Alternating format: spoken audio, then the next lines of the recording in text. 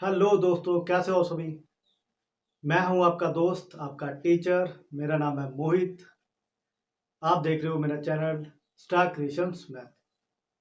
आज की वीडियो में मैं आपके लिए एक यूज़फुल टॉपिक लेके आया हूं और ये टॉपिक बहुत ज़्यादा इंपॉर्टेंट है सभी स्टूडेंट के लिए और जो कॉम्पिटिटिव एग्जाम की तैयारी कर रहे हैं उन सभी के लिए। इसी के साथ ये वाला जो टॉपिक है वो टैट की तैयारी के लिए भी बहुत ज़्यादा इंपॉर्टेंट है, तो इस वीडियो को बिल्कुल भी स्किप मत करना। हमारा जो आज का टॉपिक है वो है आयत, जिसे हम रेक्टेंगल कहते हैं। ओके, तो आज की वीडियो को स्टार्ट करने से पहले जो हमारी आज का टॉपिक है, जो हमारा आज की वीडियो है, उसके अंदर हम क्या क्या करने वाले हैं, कि आज की वीडियो में क्या क्या हम लोग सीखने वाले हैं, पढ़ने वाले हैं, उसके बारे में पहले जान लेते हैं। तो आज की वीडियो में पहले हम आयत के बारे में जानेंगे कि आयत होता क्या है, फिर उसकी जो परिभाषा है, जो उसकी डेफिनेशन है, उसको भी थोड़ा समझेंगे। उसके बाद हम बात करेंगे कि आयत की विशेषता क्या होती है, कि कैरेक्टरिस्टिक ऑफ रेक्टेंगल। ओके, उसके बाद हम लोग बात करेंगे आयत का परिमाप, कि पैरामीटर ऑफ रेक्टेंगल। और लास्ट में हम लोग बात करेंगे आयत का क्षेत्रफल, की एरिया ऑफ रेक्टेंगल। ओके, और उनसे रिलेटेड एक या दो क्वेश्चन। ओके, तो यही हमारा आज का जो पूरा प्रोसेस होने वाला है, जो इस वीडियो में हम लोग डिस्कस करने वाले हैं। ठीक है, तो अब स्टार्ट करते हैं हमारा आज का टॉपिक। तो जैसा मैंने आपको बताया कि हमारा जो आज का टॉपिक है वो है आयत, यानी कि रेक्टेंगल। अब रेक्टेंगल होता क्या है, तो जो रेक्टेंगल होता है वो एक चतुर्भुजी होती है। ठीक है, क्योंकि जो हमारा रेक्टेंगल होता है, जो हमारी आयत होती है, वो भी चार भुजाओं से मिलकर बनती है। ठीक है, तो जो भी आकृति चार भुजाओं से मिलकर बनती है उसको हम लोग चतुर्भुज कहते हैं। ओके, अब कोई तीन भुजाओं से मिलकर बनती है तो उसको हम त्रिभुज यानी कि ट्रायंगल कहेंगे। अब वो चार भुजाओं से मिलकर बनी है तो उसको हम चतुर्भुज कहते हैं। तो उसी तरह जो हमारी आयत होती है, आयत भी हमारी चार भुजाओं से मिलकर बनती है। ठीक है, तो सबसे पहले जो आयत है उसका जो डायग्राम है वो देख लेते हैं।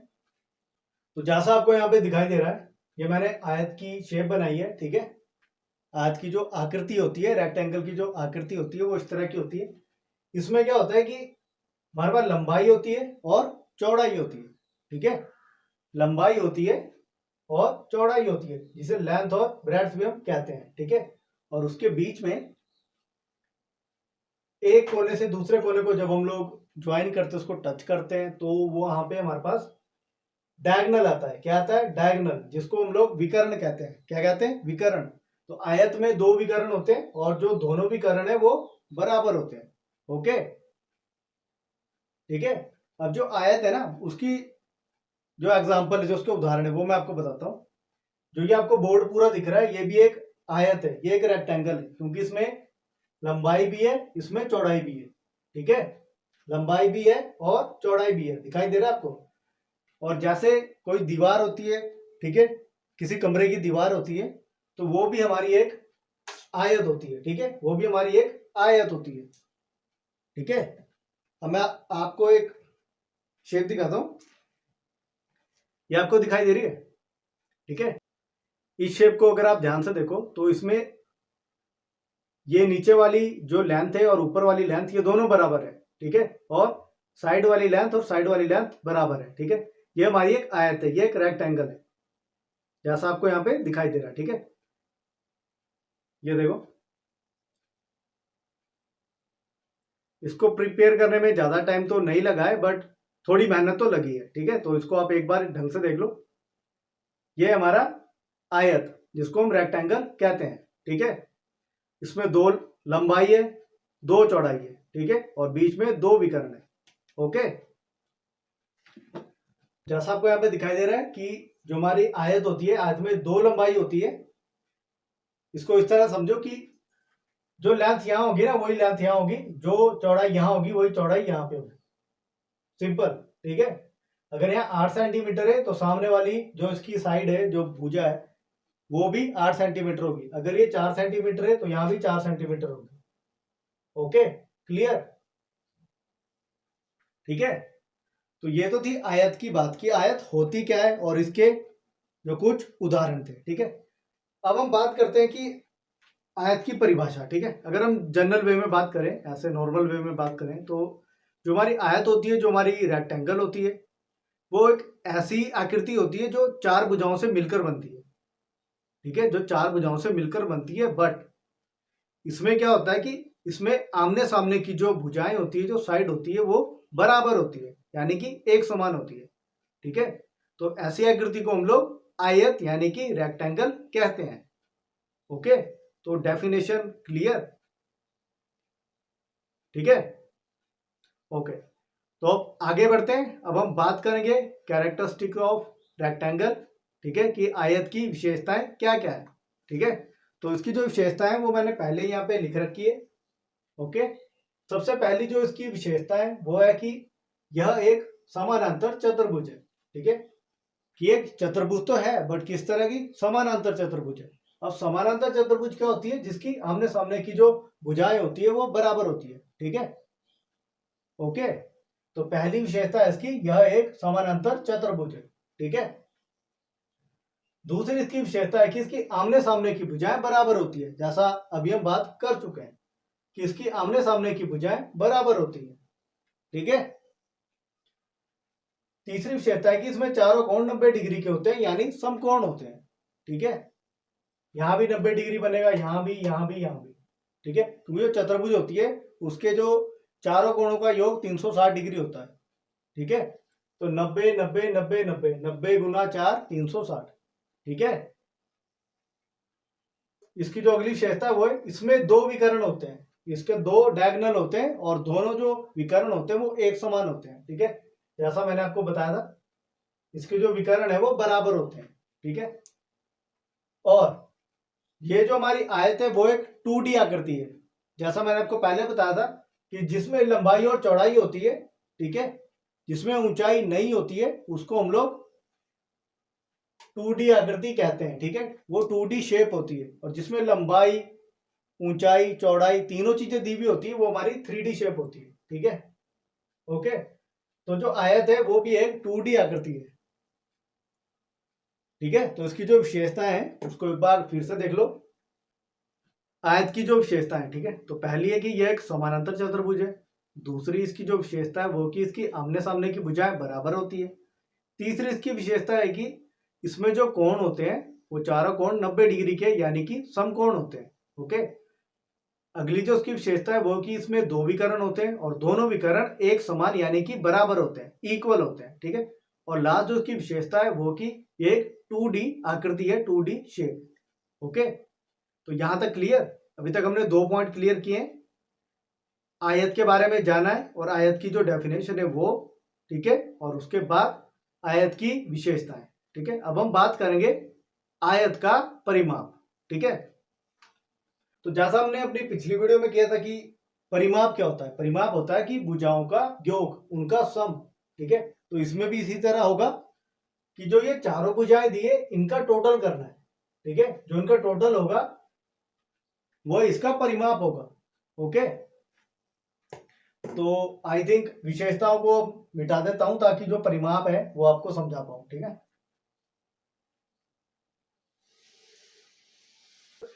चैनल को अगर अभी तक सब्सक्राइब नहीं किया है तो प्लीज कर दो।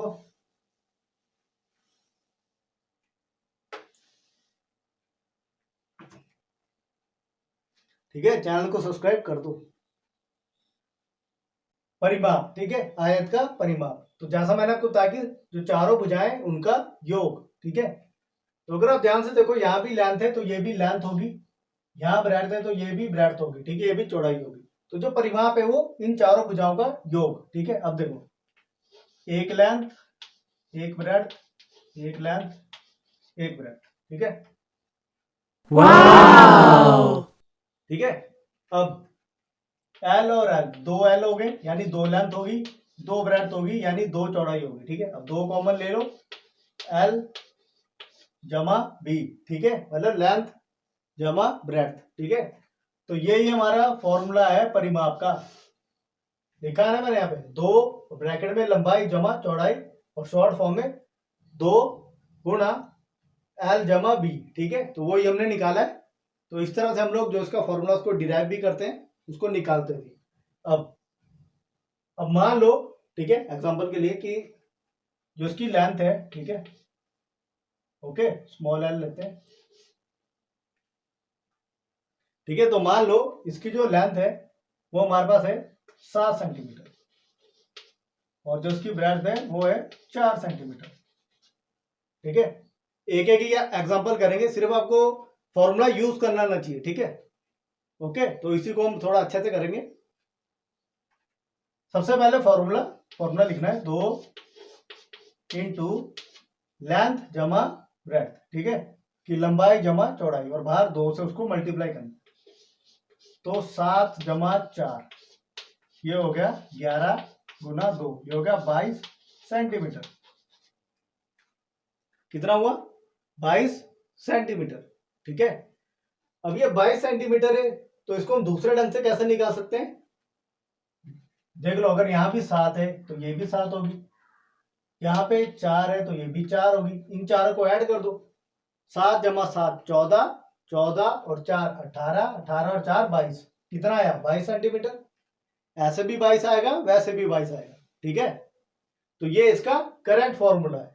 ओके, तो आयत के परिमाप में आपको कोई भी दिक्कत नहीं होनी चाहिए। इसको आप एक बार फिर से देख लो। आपको लंबाई और चौड़ाई दी हुई होगी, ठीक है, और आपने सिर्फ फॉर्मूला में वैल्यूज को डालना और उसको 2 से मल्टीप्लाई करना है, आपका आंसर आ जाएगा। कई बार क्या होता है कि आपको परिमाप पहले दिया हुआ होता है और आपने लेंथ या ब्रेड्थ निकालनी होती है, तो वो भी इजी है। ठीक है, ओके। तो आयत के परिमाप की जगह आपने जो वैल्यू आपको दी है वो लिखनी है और जो भी आपको निकालना है उसको एक तरफ रखना है। ठीक है, और बाकी चीजों को दूसरी तरफ लेके जाना है। ओके, जैसे यही वाला क्वेश्चन है तो मैं आपको करके बता देता हूं।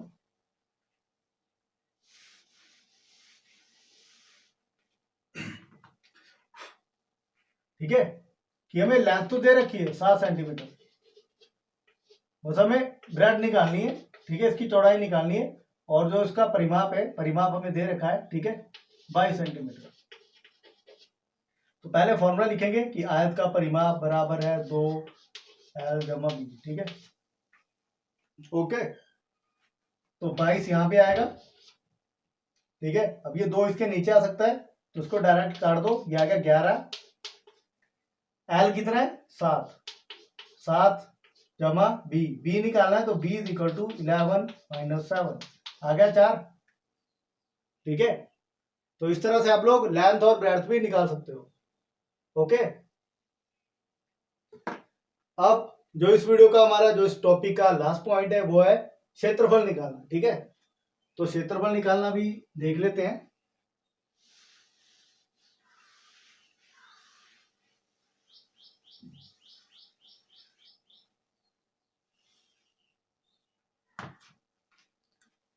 तो क्षेत्रफल बहुत ज्यादा आसान है। इसमें क्या होता है कि आपने सिर्फ मल्टीप्लाई करना है, लंबाई और चौड़ाई को गुना करना है और आपका जो क्षेत्रफल है वो आपके पास आ जाएगा। ठीक है, जो आयत है उसका जो क्षेत्रफल होता है वो होता है लंबाई गुना चौड़ाई। ठीक है, जैसा आपको यहाँ पे दिखाई दे रहा है। ओके, लंबाई गुना चौड़ाई, सिर्फ मल्टीप्लाई करना है। तो एग्जाम्पल के लिए जो उसकी लंबाई है वो हमने 10 सेंटीमीटर ले ली। ठीक है, और जो इसकी चौड़ाई है वो हमने 5 सेंटीमीटर ले ली। ठीक है, ओके।